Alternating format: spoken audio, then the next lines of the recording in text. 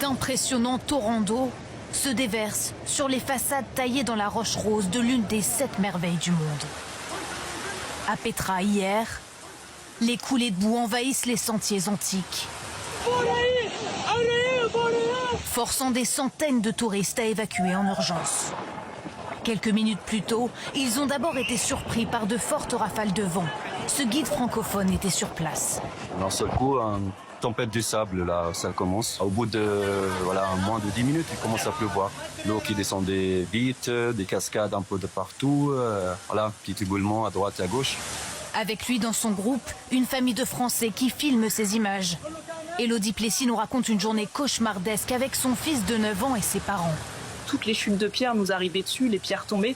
Et c'est surtout ça qu'on a eu l'impression qu'on allait y rester à cause des pierres qui tombaient. J'étais partagée entre... À un moment, je me suis dit, il faut que j'avance. J'ai mon fils devant, j'ai mes parents derrière. Je regarde s'ils vont bien et j'avance parce qu'il était devant et que je savais qu'il avait besoin de moi, en fait.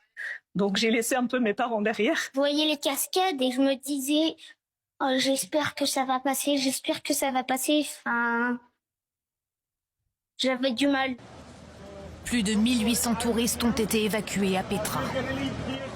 À 30 km au nord du site, dans la région de Choubac, les inondations ont tué 2 touristes belges.